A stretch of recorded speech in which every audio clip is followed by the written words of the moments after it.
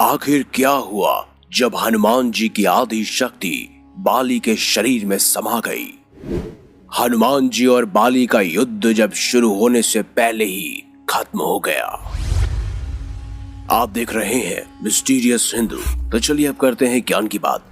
Video में आगे बढ़ने से पहले हमारे चैनल को सब्सक्राइब अवश्य करें और बेल आइकन जरूर दबाएं। श्री राम के परम भक्त हनुमान जी एक तरफ और दूसरी तरफ उनसे लड़ने की मूर्खता करने वाला बाली, सुग्रीव का भाई, अंगद के पिता, अप्सरा तारा का पति और वानर श्रेष्ठ ऋष का पुत्र बाली अत्यंत शक्तिशाली था।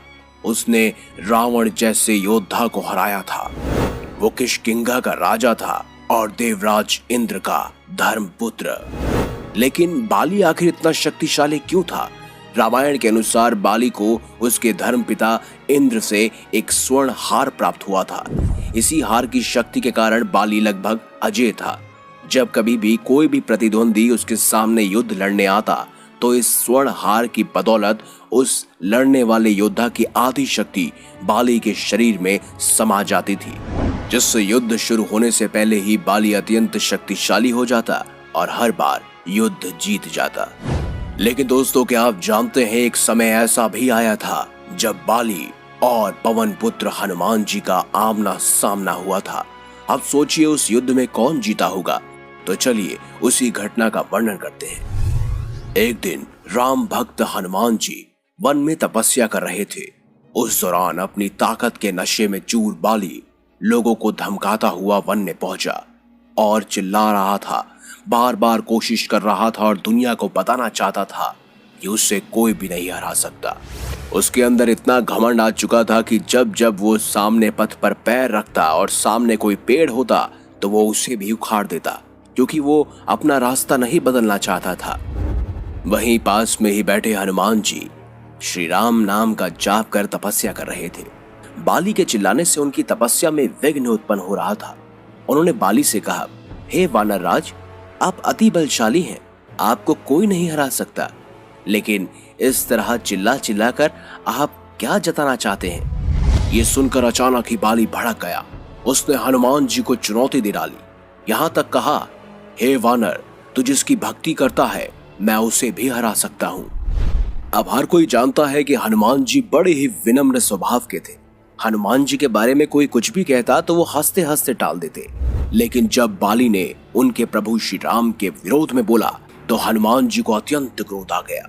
उन्होंने बाली की चुनौती को स्वीकार कर लिया। दोनों के बीच तय हुआ कि अगले दिन सूर्य उदय होते ही दोनों के बीच एक दंगल होगा, यानी कि महायुद्ध। बाली अपने राज्य के लिए निकल गया और हनुमान जी अपनी कुटिया की तरफ प्रस्थान करने लगे। जैसे ही हनुमान जी अपने कक्ष पर पहुंचे तभी अचानक से वहां ब्रह्मा जी प्रकट हो गए।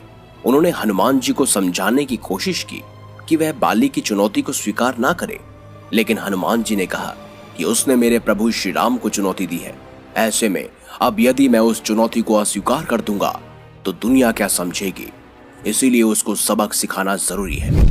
यह सुनकर ब्रह्मा जी ने कहा, ठीक है हनुमान, आप दंगल जाना चाहते हैं जा सकते हैं, लेकिन मैं आपसे अनुरोध करूंगा कि आप अपनी शक्ति का 10वां हिस्सा ही लेकर जाएं।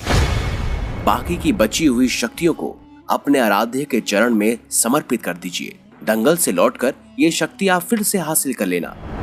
ये सुनकर हनुमान जी मान गए और अपनी कुल शक्ति का 10वां हिस्सा लेकर वह बाली से दंगल करने के लिए चल पड़े। अब बाली और हनुमान जी आमने सामने थे।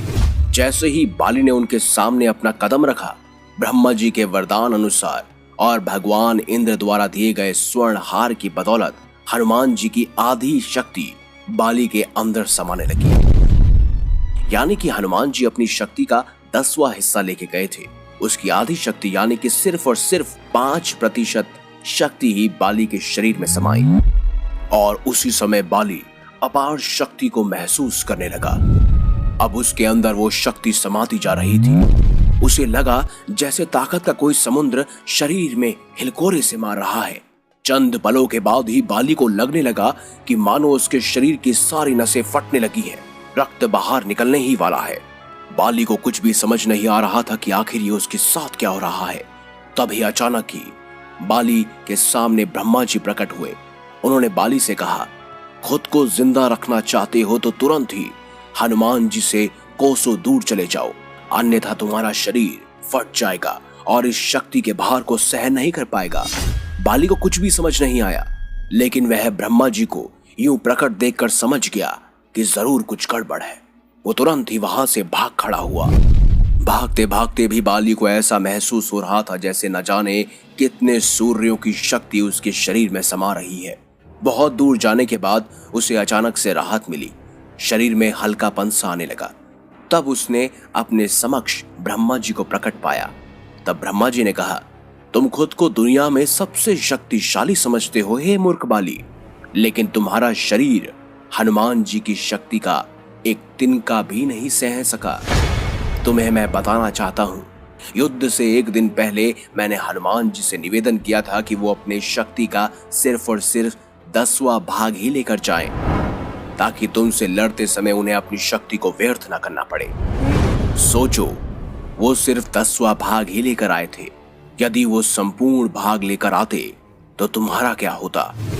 बाली ये जानकर समझ गया कि उसने कितनी बड़ी भूल की है।